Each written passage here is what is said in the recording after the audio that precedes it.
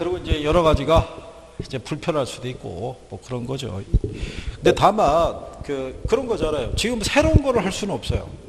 근데 제가 지금 여러분들에게 드리는 거는 제가 개인적으로 이거를 정립해서 드린 게 아닌 거예요. 그건 선생의 주관적인 생각이고, 기본적으로 유관시험에서 나왔거나 여러분들이 기출을 했거나 여러분과 유관한 어떤 전공적인 이론 안에 있는 거를 드리는 거지, 시험이 임박하면은 선생의 개인적인 생각은 중요한 게 아닌 거예요. 정확하게 그 포인트를 잘 잡아서 전달해 줄 수 있냐가 중요한 거예요. 그래서 맞춰서 졸업을 시키는 게 제일 좋은 거예요. 그죠? 그렇지 않겠어요? 간혹가다 그런 경우 있잖아요. 길 가는데 갑자기 저쪽 50m 전방에서 누가 뒤돌아서서 막 뒤로 뛰어가는 경우 있죠. 그러면 전에 시험에 불합격자죠. 만날까 봐. 근데 언제든 간에 합격을 하고 가시는 게 제일 좋죠. 이게 시간과 비용이 뭐 많이 들어갔을 거 아니에요.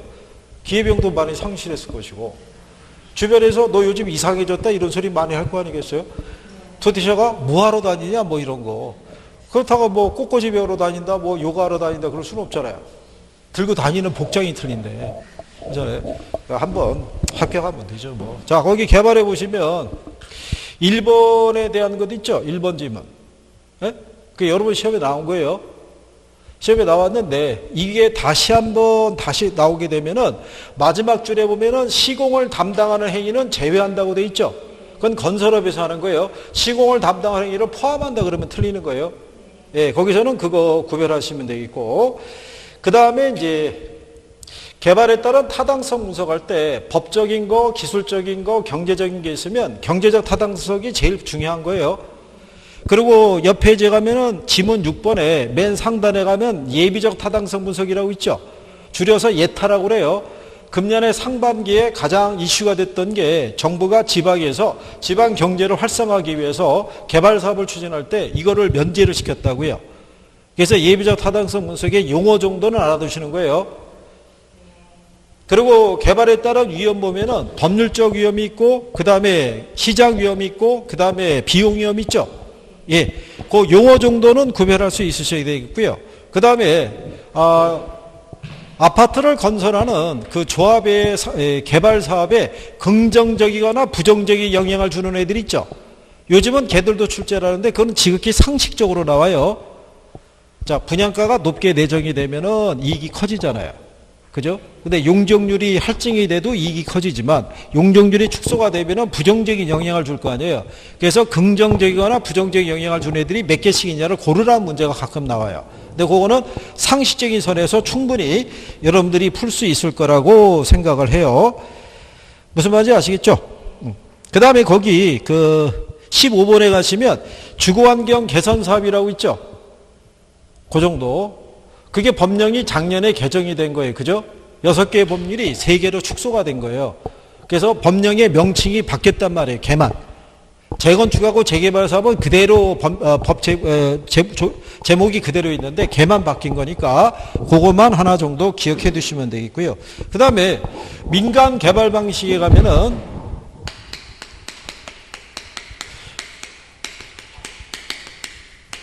그래서 근래 개발 쪽에서 많이 나오는 것 중에 하나가요. 개발의 위험이 있죠. 그 다음에 개발 방식. 개발 방식에 들어가면 자체 개발이 있고 뭐 있어요? 지주 공동 사업 방식이 있죠. 지주 공동 사업 방식 안에서 주로 되는 게 뭐예요? 사업 위탁. 사업 위탁 방식에서는 사업 주체가 누가 돼요? 토지 소유자. 건설 자금도 토지 소유자가 되고요. 여기서의 개발업자는 사업 대행만 해주는 거예요. 분양 대행만 해주고 수수료만 받아가는 거예요. 무슨 말인지 아시겠죠? 그 다음에 토지 신탁 개발 방식이라고 있죠. 토지 신탁 개발 방식에서의 사업 주체는 누가 돼요? 에? 신탁회사. 누가? 신탁회사가 수탁자라고도 얘기를 해요. 그래서 건설 자금의 조달도 얘네가 하는 거예요. 그렇죠? 그리고 이 방식 중에서 형식적으로 소유권이 이전되는 건 얘 하나밖에 없어요. 무슨 방식? 토지 신탁 개발 방식. 작년에 이거 2개가 박스로 나온 거예요. 예, 무슨 방식에 대한 설명이자 대규모 개발 사업에 여러 회사가 참여해서 연합법인을 설립해서 개발 사업을 추진하는 방식을 뭐라고 그래요? 그걸 컨소시엄 구성 방식이라고 그래요. 거기 안에 명시가 돼 있어요. 자체 개발에서부터요.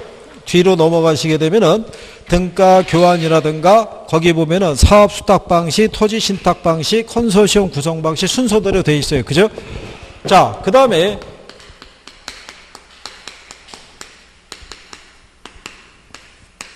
자, 민자 유치라는 건요. 민간 자본 유치에 관한 사업인데 자, 시험에 이렇게 나오는 거예요.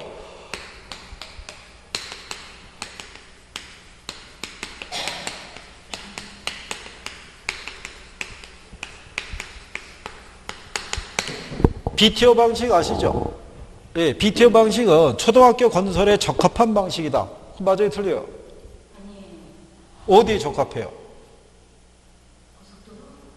고속도로? 근데 지문에는 고속도로는 안 나와 있어요.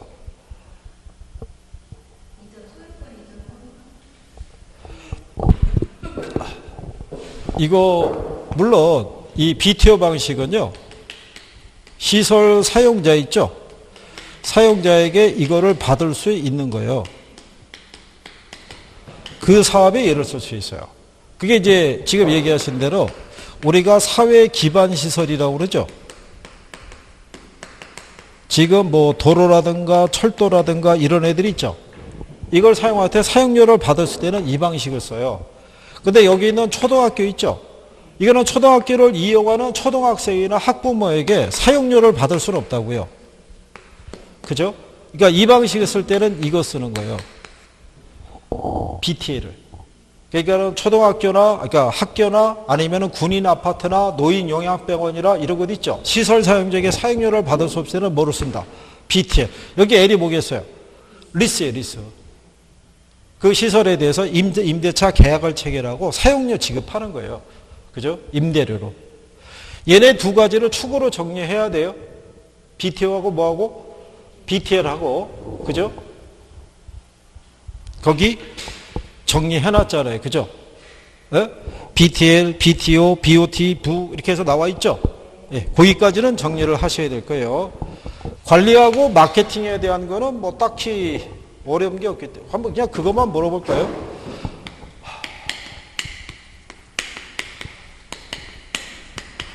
자, 자기관리가 있고 위탁관리가 있죠.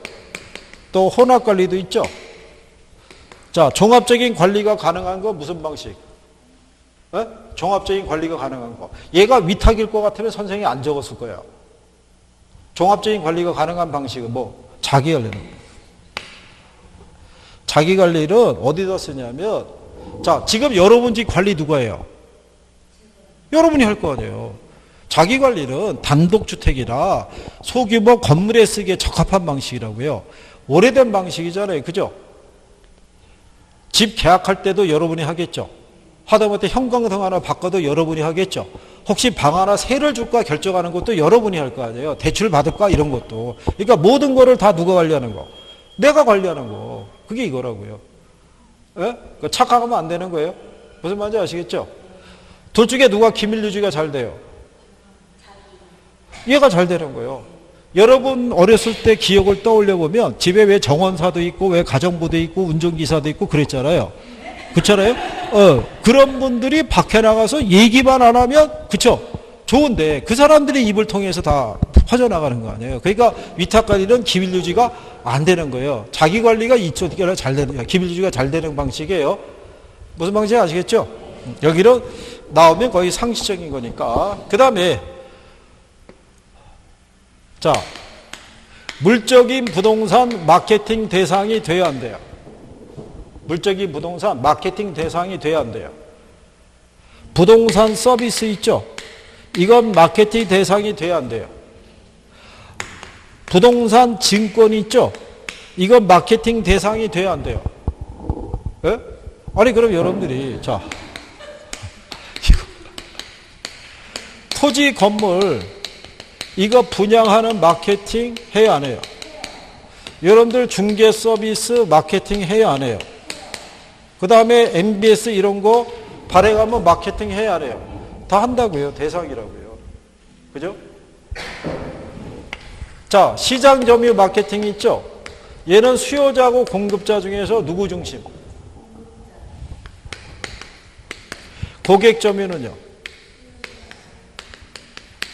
여기 관계는요? 수요자하고 공급자 간의 지속적인 상호 관계를 유지하는 거예요. 그죠? 이 중에 아이다의 원리를 반영을 하는 거.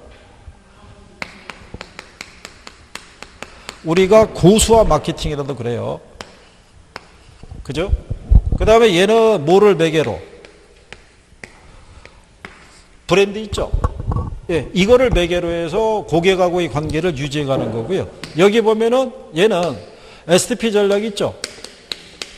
4P 믹스 전략 있죠? 예, 여기 안에 들어가면은 4가지 있죠? 근데 이 안에 들어가면 판촉 있죠? 판촉도 몇 가지 있어요?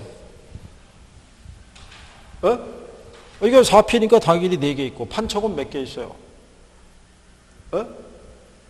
판촉은 몇 개? 4개.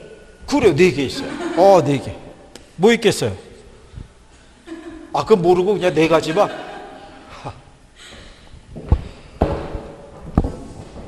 광고 있고요. 홍보 있고요. 인적 판매 있고요. 경품 제공이 있어요.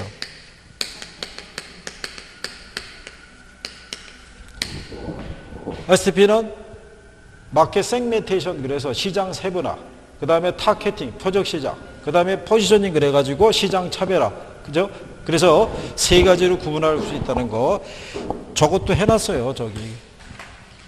여기 요 판촉 전략에 들어가는 종류 있죠? 예. 그거는 16번에다 넣어놨어요.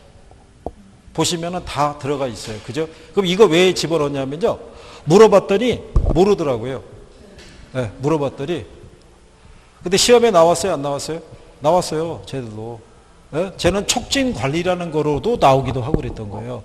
얘네 종류를 안 물어봤는데 그 판촉에 대한 게 거기 17번에 보면 뭐라고 해놨냐면요. 마케팅 믹스에서 촉진 관리는 표적 시장의 반응을 빠르고 강하게 자극 유인하게 한 전략이다 이렇게 해놨죠. 그래서 판매 유인과 직접적인 인적 판매 등이 있고 이러한 요소를 혼합해서 전략을 구사하는 게 바람직하다라고 이렇게 해도 따로 출제를 한 거예요. 여러분 시험에. 근데 갑자기 종류가 나오면은 한 번이라도 안 보면은 모를 거 아니에요. 그래서 넣어드린 거예요. 자, 마지막에 간평이 있어요. 그죠? 간평은 뭐 잘 하시나요? 간평은? 연락 끊고 산 지 오래됐어요? 자, 그러면 답은 이거예요. 자,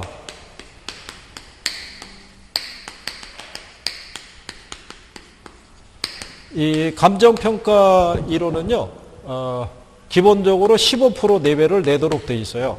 그러니까 40문제 대비 15%니까 매년 6개에서 7문항이 나와요. 그러니까 A형이든 B형이든 35번 이후는 다 간평이라고 보시면 돼요. 얘네 시험 목차는요, 감정평가의 기초가 있고요. 감정평가 방식이 있고요. 그 다음에 가격 공시 제도가 있어요. 그래서 원래 기본적인 출제는 2개, 3개, 하나 이렇게 내는 게 기본이었는데 요즘은 배열이 좀 틀려졌어요. 그래서 얘가 들어와요.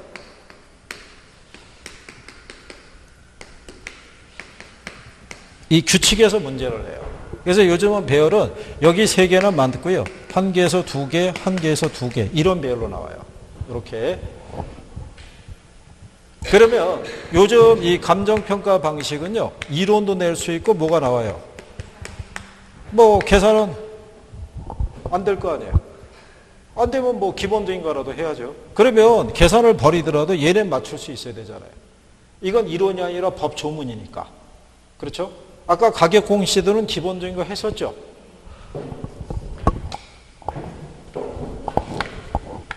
그러면 여기서 여러분들이 할 수 있는 것만이라도 선택을 하시는 거예요. 그죠? 그거라도 정리하고 들어가야 되잖아요. 거기 감정평가의 기초에 관한 부분이 있을 때 거기 1번에 보면 감정평가의 대상이 있죠? 예? 대상. 뭐 생각하시면 되냐면 협의의 부동산과 광의의 부동산 아시죠? 걔들이 감정평가의 대상이 되는 거예요. 협의의 부동산에서는 독립된 물건으로 간주된 애들 있죠? 네? 네. 그래서 그거 정도 하나 혹시 정리하시면 되겠고요. 그 다음에 여기 기초에서요, 보편 전통적으로 나오는 것 중에 하나가 뭐냐면 가격 재원칙이라고 있어요. 가격 재원칙에서는 부동산의 가치는 최이호 이용 상태를 기준으로 평가해야 되는데 내부 측면에 가장 대표적인 게 뭐예요? 균형의 원칙이에요. 외부 측면에 가장 대표적인 게 뭐예요? 적합의 원칙이에요. 지난 10년간 답으로 유도한 애들은 얘네 둘이었어요. 가장 기준이 되니까. 그래서 얘는 무슨 감가를 판정할 때? 기능적 감가. 얘는 무슨 감가? 예, 경제적 감가. 가장 최근에도 얘네 둘을 낸 거예요. 그 다음에 여기에다가 추가로 더 해드린다 그러면 대체 원칙이라고 있어요. 대체 원칙은 3방식의 근거가 된다는 거. 그 다음에 변동의 원칙은 기준 시점의 근거가 된다는 거. 지금 시험이 얼마 안 남아갖고요. 새로운 거를 차분하게 정리하기 힘드시면 내가 원래 버렸는데 요 중에서 요거는 그래도 요거라도 갖고 들어가자. 그건 시험 운이라고 밖에는 볼 수가 없어요. 저희가 시간이 있으면은 풀이를 해가지고 예를 들어서 하면 좋은데 그렇게 하려고 그러면 오늘 저녁에 아마 11시, 12시까지 해야 될 거예요. 그죠? 분위기상 봤을 때. 대충 그렇다는 얘기죠. 그러니까 그 다음에 또 하나 할 수 있는 게 뭐냐면 지역하고 개별 분석이라고 있어요. 여기서는 요거만 선행이 지역 분석이에요. 그리고 얘는 그 지역의 무슨 이용을 토대로, 예, 표준적인 이용을 토대로 이거를 판정하는 거예요. 뭐를? 가격 수준을 판정하는 거예요. 그리고 후행 분석이 개별 분석이고요. 개별 부동산에 대한 무슨 이용을 토대로, 최이용 이용을 토대로 얘는 구체적인 가격을 판정하는 거예요. 그래서 글자를 따면 이렇게 돼요.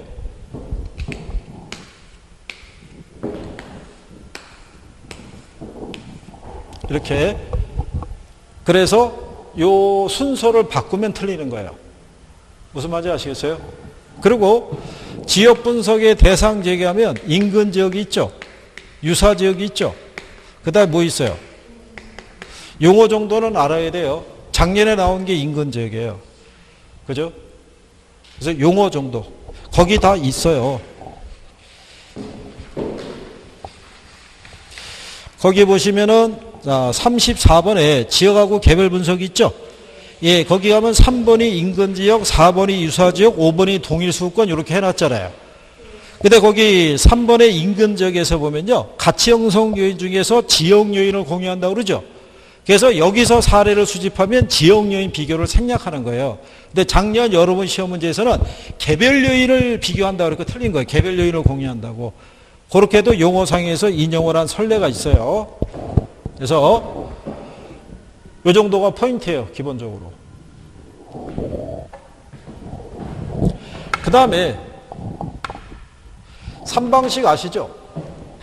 계산은 제가 권하지는 뭐 지금 어떻게 하겠어요. 3방식에 보면 무슨 방식이 있어요? 원가 방식, 그 다음에 뭐 얘는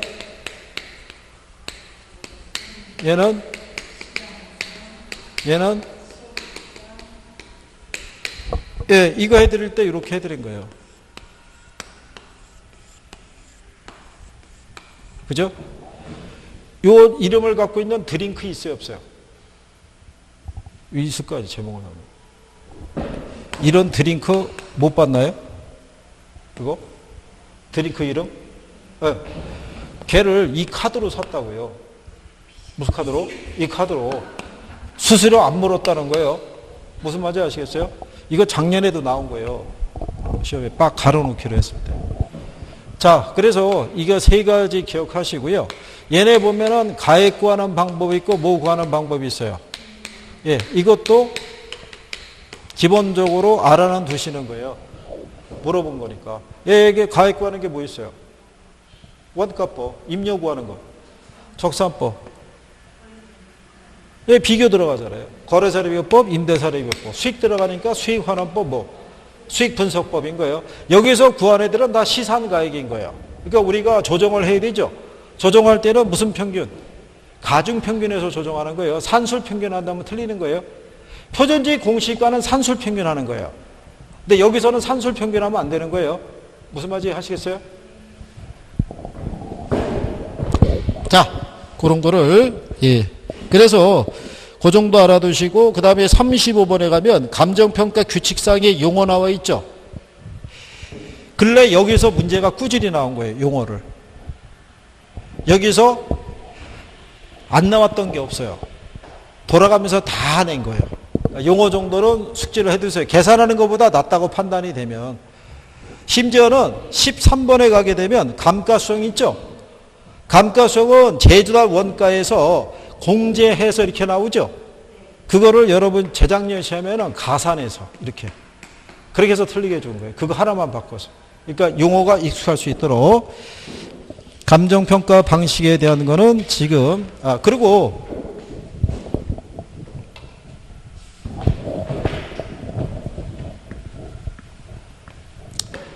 만약에 여기 시청이 있으면 시청 거래할 수 있어요, 없어요? 시청. 얘 담보로 대출받을 수 있어요, 없어요? 이거 다 돼요. 거래할 수도 있고 담보로 대출받을 수도 있다고요. 아니 뭐 지자체도 돈 없으면 팔거나 뭐 대출받거나 해야 될 거 아니겠어요?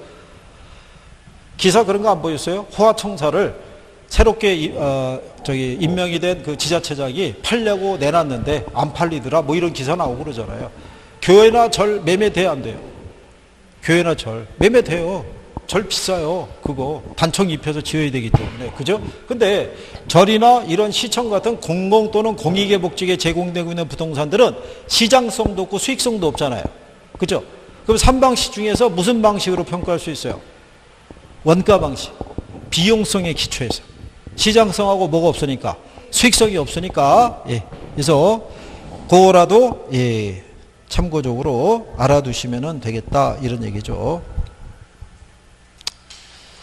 그 다음에 그 37번에 가면 비교 방식 있죠? 비교 방식에서 혹시 걔네 그 비율 수정하실 수는 있나요? 그건 가능한가요? 자, 기준이 여기가 사례가 되고요. 여기가 뭐 대상이 됐을 때 이게 비율 수정법이라고 그래요. 비율 수정법은 모든 비교 항목을 얼마를 줘요? 100을 줘요. 근데 여러분 시험에는 이 항목을 3개 정도 줘요. 몇 개? 3개. 그러면 예를 들어서 주로 주는 게 지가 변동률이 몇 프로다? 4%.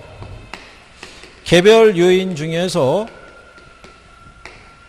가로 조건은 5% 우세하고요. 그죠? 그 다음에 환경 조건은 10% 열세하다. 이렇게 주는 거죠. 그럴 때 수정 들어가는 건 다 하실 수 있죠. 얘는 어떻게 하면 돼요? 얘는 100분의 104 개념이니까 1.04예요. 그죠? 얘는 1.05 하면 되고 얘는 10% 열세니까는 100분의 90이니까 0.9 하면 되죠. 이게 이제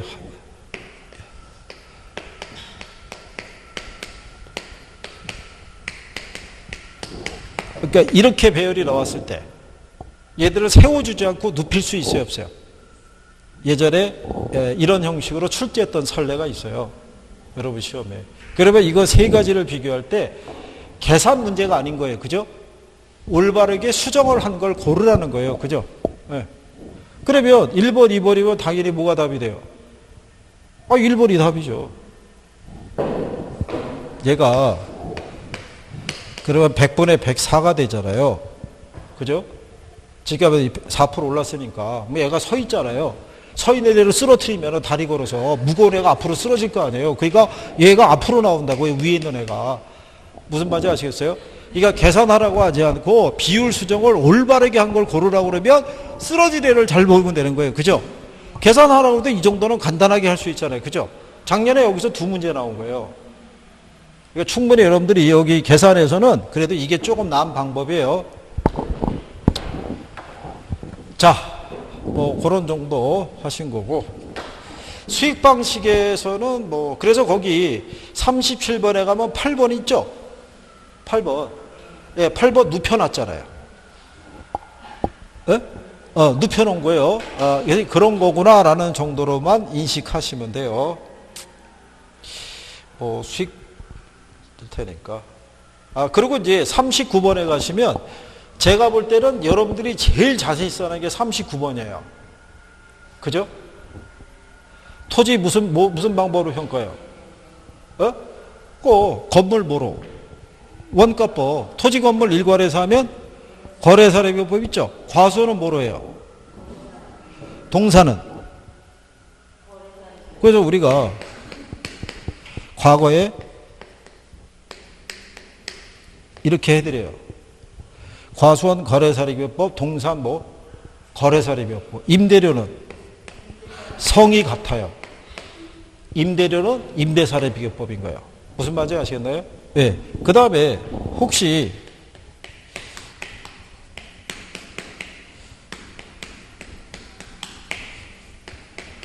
예를 들어본 적이 있어요? 광수, 공수, 영수, 저수. 광이 광업재단, 공장재단, 영업권, 그 다음에 저작권 있죠? 얘는 전부 다 수익환원법이라는 거예요. 무슨 말인지 아시겠어요? 그 다음에 자동차 아시죠? 얘 뭐로 평가해요? 건설기계, 선박, 항공기. 얘는 다 원가로 평가하는 이유가 어디 있어요? 얘는 거래사례비법이고 얘네는 원가법으로 평가하는 이유가. 생각해 보세요. 중고 항공기라도 시장에 나오면 이게 몇백억 돼요. 일반인들이 거래할 수 있어요, 없어요? 거래 안 되는 거예요. 제한이 되는 거예요. 근데 자동차는 일반 거래가 돼. 얘만 중고 시장이 발달돼 있다고요. 그러니까 사례 구하기 쉬우니까 얘만 거래사례비법이에요. 나머지는 다 비용에 기초한 원가법으로 구해주는 거예요. 무슨 말인지 아시겠죠? 그래서 학생분들이 간평에서는 이 부분을 제일 자신 있어요. 나오면 무조건 맞출 수 있다고. 저도 나오기를 바래요. 어떻게든 간에 다 틀리는 것보다 낫잖아요. 그죠? 그죠? 감정평가업자는 실지조사를 해야 돼요. 근데 신뢰할 수 있는 자료가 있더라도 실지조사를 생략할 수 있어요, 없어요? 감정평가업자는 실지조사를 해야 돼요. 눈으로 가서 다 봐야 되는 거예요. 근데 신뢰할 수 있는 자료가 있으면 실지조사를 안 할 수도 있어요, 없어요? 안 할 수도 있는 거예요. 탁상감정할 수도 있다고요. 그거 39번에 13번 지문에 다 들어가 있어요.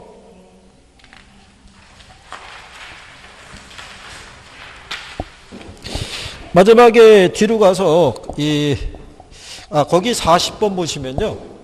가격공시 및 감정평가에 관한 법령이라고 돼 있죠. 거기서 감정평가에 관한 법령은 지워주셔도 돼요. 가격공시제도라고 이렇게 해줘도 돼요. 법령이 박혀서 그래요.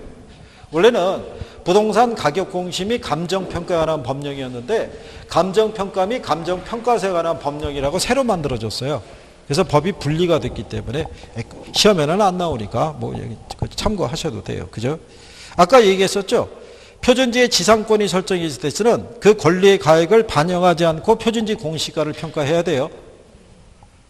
표준지는 나지상정평가 원칙이라고 그랬어요. 그죠?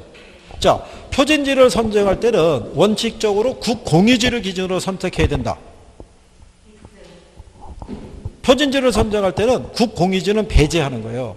국공유지는 대부분의 용도가 지목이 잡종지로 되어 있어요. 그 면적이 너무 넓기 때문에 표준지로 선정할 때는 적합하지 않은 거예요. 표준지를 선정할 때는 사정보정을 해야 안 해요? 안 하는 거예요. 표준지로 선정되는 과정에서 사정보정 작업을 이미 다 한 거예요. 그래서 그렇게 구별을 하시면 될 거예요. 그 다음에 7번에 가면 표준지 공시가의 공시사항 있죠? 이게 표준주택의 공시사항하고 유사한데 표준지에는 얘가 꼭 들어가요. 뭐가? 지세가. 예, 이게 꼭 들어가니까 예, 그거 살피시면 되겠고요. 그리고 참고로 얘네 공시 기준일이 어떻게 되는지 아세요? 공시 기준일 있죠.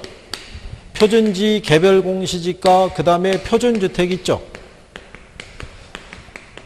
그 다음에 개별주택이 있고, 그 다음에 공동주택이 있을 때 얘네 공시 기준일이 언제예요? 공시 기준일이 이쪽의 법령에서는 기준 시점하고 똑같은 거예요. 얘네 전부 다 1월 1일이에요. 그쵸? 근데 뭐가 틀린 거예요? 이게 틀린 거예요. 결정 공실이. 그래서 표준지 공시가는 결정 공실이 언제겠어요? 에? 2월 말. 여기 5월 30일. 뭐 새로운 거를 창조하시는 것 같군요. 만들어 갖고. 이게 시험에 한번 나온 적이 있어요. 1월 1일부터 예를 들어서 5월 30일 이전에 만약에 분할 합병이 발생한 토지에 대해서 다시 결정 공시할 수 있잖아요. 얘네 5월 31일 날이 결정 공실이죠. 그러면 6월 1일부터 6월 30일까지가 이신청 기간이에요.